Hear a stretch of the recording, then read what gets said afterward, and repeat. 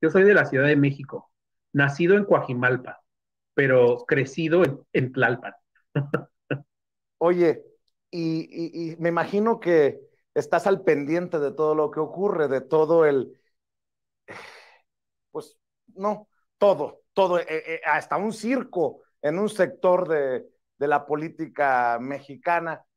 ¿Cómo ves a distancia lo que está ocurriendo en México? Y te lo pregunto con toda la transparencia, porque creo que está claro de qué patita cogeo yo, de qué lado de la mesa estoy yo, pero también creo que hay personajes que se exhiben solitos por las noticias falsas, por que le apuestan a lo peorcito de la política y que esto le pone un ruido muy cochino a la sociedad mexicana, a la gente que a lo mejor nos ve y nos escucha, pero que pues que no está como nosotros deshebrando, desmenuzando, analizando. ¿Cómo ves las cosas a la distancia, Jesús? Pues a la distancia y muy cercano, la verdad es que la tecnología nos ayuda mucho en muchos sentidos y con la experiencia que adquieres haciendo periodismo, pues evidentemente te llegas de información muchísimo más fácil. Y pues bueno, tristemente el ambiente en México es complicado, pero debo decir que no es más complicado que el ambiente en Estados Unidos, la verdad. Y mucha gente piensa que aquí en Estados Unidos no es que es el ejemplo de la democracia, el ejemplo de las instituciones, y no. A ver, Estados Unidos está enfrentando procesos muy complicados también.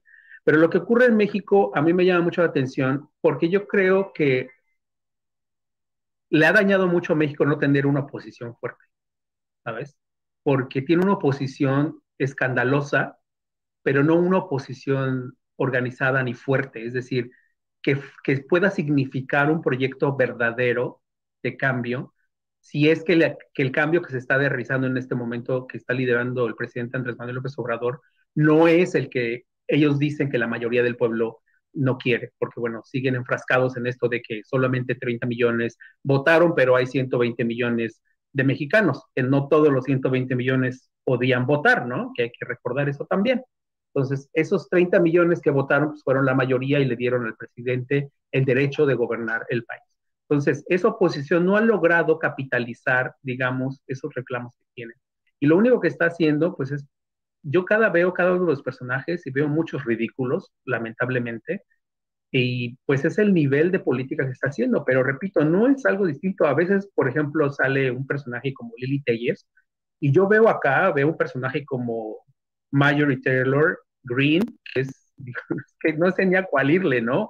O Nikki Haley, que también es similar, tienen expresiones similares, o la alcaldesa de Cuauhtémoc, por ejemplo, que digo, bueno, esta mujer, o Lía Limón, por ejemplo, ¿no? Que ahora está enfrentando un proceso muy interesante, que eso jamás, de los jamases, había visto yo en la política mexicana, ¿no? El hecho de que un funcionario tuyo te acusara de acoso a otra funcionaria y después derivara en esto, ¿no? Tú sí sabes de qué caso está hablando, supongo, Sí, de de este esta personaje persona que se quitó la vida. que se quitó la vida y que, bueno, la familia está reclamando. Ese es un caso único. Yo nunca, ni siquiera aquí en Estados Unidos he visto algo así. O sea, nunca, no me acuerdo de un caso así, haber visto, que hay que ponerle mucha atención. O sea, ¿qué está pasando en la política en México?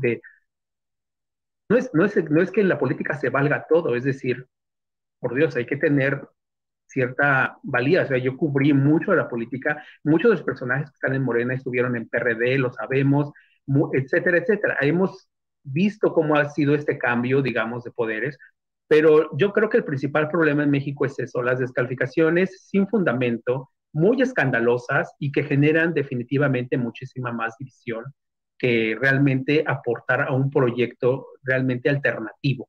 Una vez un periodista compañero me puso, estaba yo comentando la protesta de lo del INE y me llamó a mí mucho la atención legítimamente que la protesta fue y en los 15 minutos desapareció la gente. Es decir, yo nunca había visto algo así, o sea, ni siquiera tampoco en Estados Unidos. La gente protesta y regularmente se tarda y por lo menos unos 40 minutos en que se disperse. No, esto literal fue 10 minutos, ¿no? Y a mí me sorprendió y pregunté a una de las personas que acudió a la protesta, muy cercana, no a los organizadores, pero sí como parte del movimiento o que sé que apoya abiertamente ese movimiento. Oye, por qué se fueron tan pronto, no? Y lo pregunté públicamente en Twitter. Y un compañero, un ex colega con el que trabajé en México, me dijo que yo, dice Jesús, tiene ya, está muy, ¿cómo me dijo? Fue exactamente la palabra, trato de recordar la frase, de que yo ya estaba muy marcado, ya tenía, no tenía no hacía una cobertura objetiva sobre las cosas. Y yo dije, o sea, una pregunta válida ya es como no hacer una cobertura objetiva. ¿De qué estamos hablando? ¿No? A mí me dicen, es que tú defiendes a Andrés Manuel López Obrador. Ponme en mi Twitter un tweet donde yo defienda a Andrés Manuel López Obrador, así diga, Andrés Manuel López Obrador es lo mejor de lo mejor de lo mejor. Un tweet, solamente uno, y que he escrito N cantidad de Andrés Manuel López Obrador.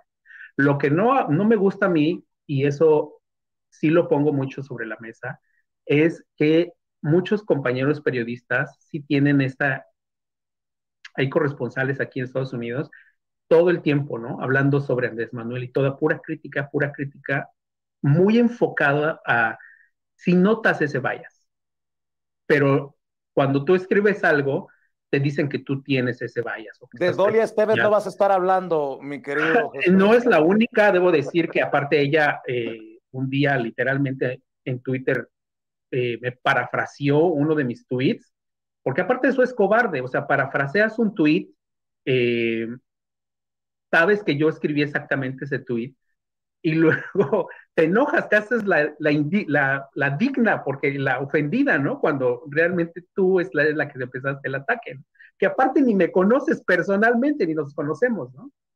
Pero bueno, es decir, hay de todo. Yo creo que está bien que la gente tenga que apoya a ciertos personajes, etcétera.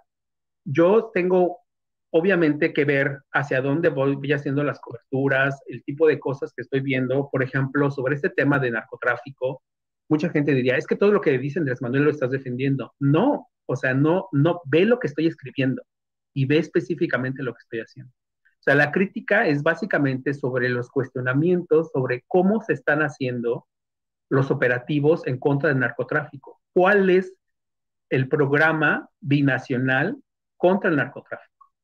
Porque toda la gente tiene la respuesta, aparte es eso, Vicente. Toda la gente dice tener la respuesta, deberían de hacer esto, deberían de hacer lo otro, deberían de hacer tal cosa. Híjole, con tanto experto, yo no sé cómo es que no se han resuelto las cosas, honestamente, ¿no? Claro. Oye. Honestamente. Entonces, yo veo muy complicado y yo creo que se va a complicar más porque, como dije, hay pues muchas diferencias, no hay puntos de conciliación y eso es complicado porque en el debate político, cuando no hay conciliación, pues pasan cosas como lo que pasó aquí en Estados Unidos el 6 de enero del 2021 y que todavía el país se sigue arrastrando y que ahora con lo que está enfrentando Donald Trump en una corte aquí en Manhattan.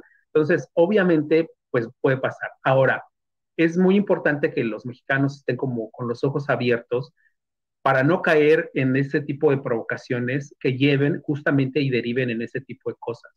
Hay que mantener la cordura, pensar antes de actuar, claro, y no lanzarse ahí como diríamos en México, lanzarse como el borras, que yo no sé de dónde salió esa expresión, pero la escuché tanto que me gustó. Búscalo ahí en YouTube. Lanzarse como el borras. Creo que tengo una idea de algunas películas de los 80s. Claro, claro. Pero... Oye, ¿cuántos